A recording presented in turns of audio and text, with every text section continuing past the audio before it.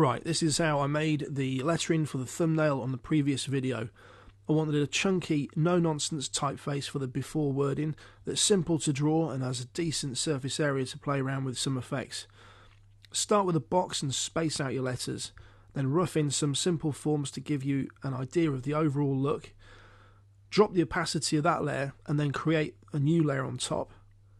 Then rough in rust or decay effect along the bottom. I started with the full effect and thinned it out as I moved up. So let's start off with a quick guide box. It's going to house our B. Let's just go nice and rough.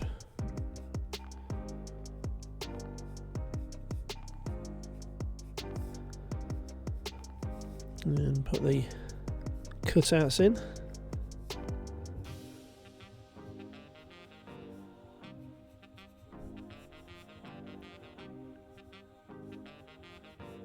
Just make that a little thicker.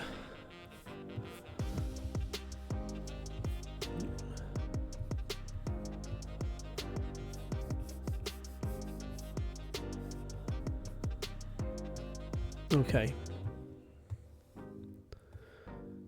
So now we're going to drop the opacity on that layer and create a new one. And then we're going to just drop the size of the nib down on the pen a little bit.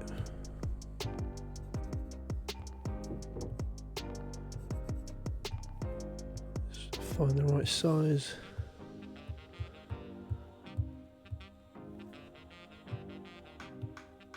And then we can go over this in a bit of a neater effort. Just do a long straight line and hold to get the straight edge.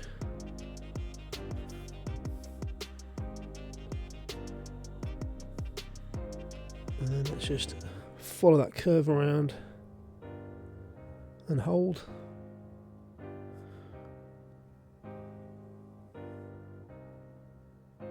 And then we'll do the same on these.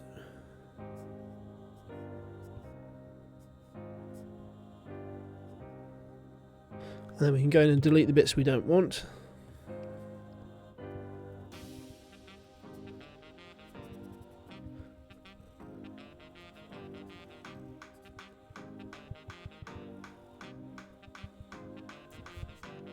So there's the outline of our B, and now we can start looking at doing the effects on it.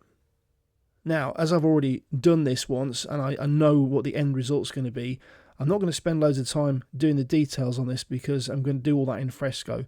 But the point is, I use Procreate because I like the way the pen reacts and behaves, and it's just a great way to quickly try out new ideas before you commit to the full vector artwork. So here we go, we're going to create our rust and decayed effect. Let's just get rid of that. So I'm just going to concentrate on maybe this bottom third of the letter. I'm just going to draw straight through. Actually, let's just do this on a new layer just in case I do something stupid. Let's do something like that.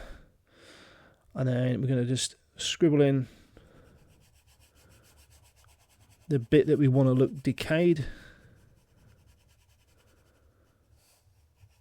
And then let's just tidy that up a little bit. Let's get rid of this.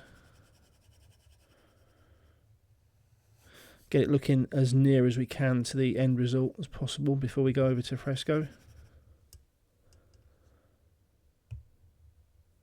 So now what we're going to do is kind of transition from this black area to the white area, and we're going to do that by adding some sections in here. Let's just make that a bit bigger. You want to start off nice and bold and thick, keep everything tight, close knit, and as you progress up, we're going to open this out, start spreading it all out. Now I think it looks better with smaller dots, but just for speed I'm using slightly larger scribbles.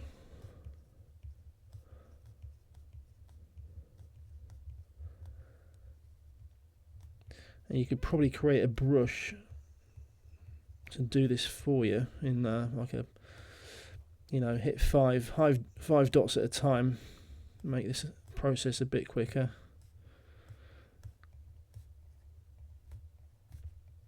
That should just, that'll do for the effect, I think. I think you get the point on that. So now what we're going to do is the reverse of that. So I'm going to go over to the eraser and then start eating into the decayed bit.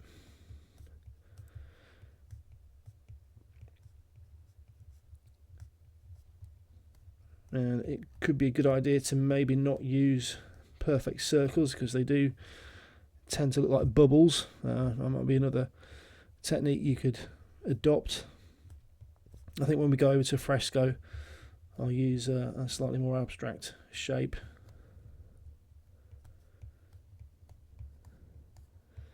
But that is something along the lines of what I wanted to show you. So let's go over to Fresco and get it done proper. So we've moved over to Fresco from Procreate. I've exported this as a PNG and I've selected the vector brush, and as soon as I start drawing, it's going to auto create a vector layer on top of this. So I'm just going to quickly go over the top of it, similar fashion to how we did in Procreate when we first drew it. And I'm just making sure that I'm leaving nice long strokes with lots of overlap so that we can come back in with the touch modifier in a second and tidy all this up.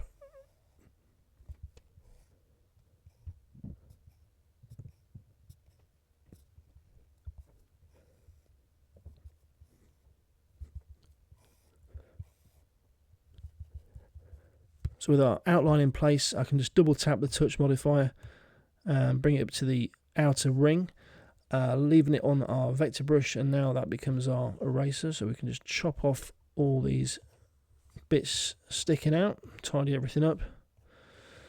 Now I need to do a fill on this bottom section here. You've got to make sure that all your chopping off, for want of a better expression, is done before you hit the fill.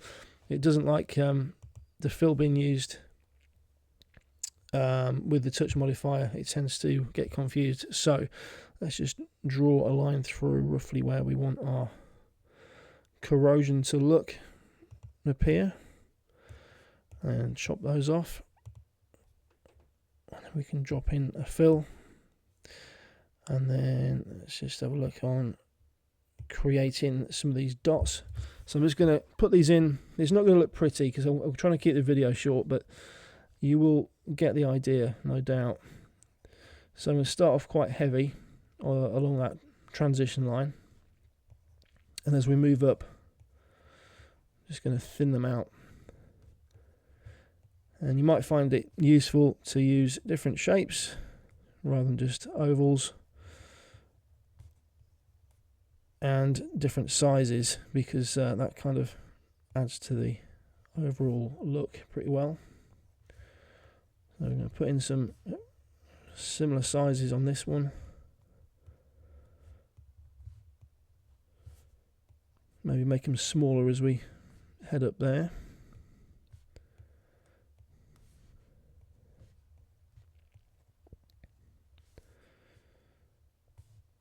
Let's just drop that size down a little bit. Put some smaller ones in.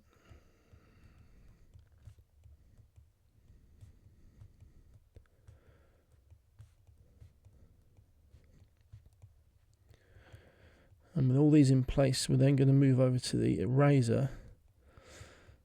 Do the same thing again, but in the filled section.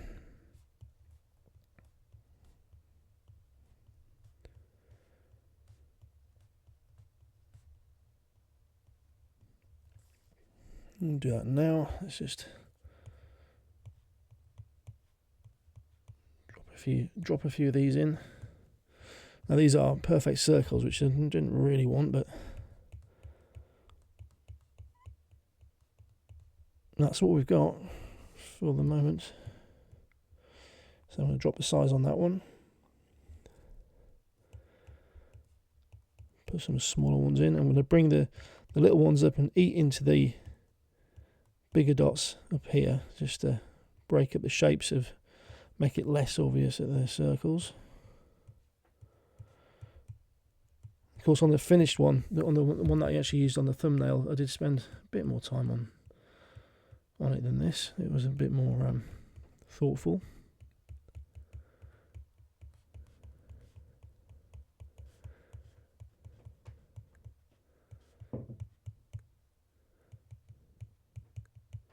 Okay, let's see what we've got. Let's just drop the opacity down on the vector layer and see what mess we've created.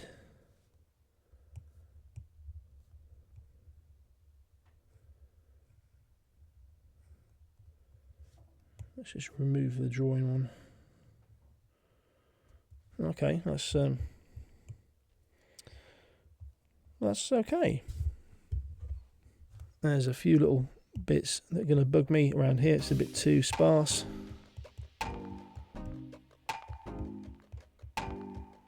But I think you can see the effect taking shape, and of course on a stretch of text, and we're looking at it under a microscope. You wouldn't see it like this, but zoomed out a little bit, it kind of looks a bit more effective. So if I show you the finished thumbnail, you'll get the full picture, and there's a few other effects I've added on there, which I'm sure you can work out how I've done it. I won't put it in the video to keep the video short, but here we go. Let's just turn on the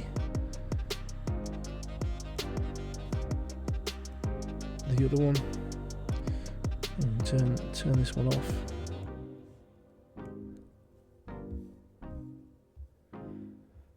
I just added in a lighter colour over the fill of the letter, and then erased the bottom to create like a cartoon rust effect.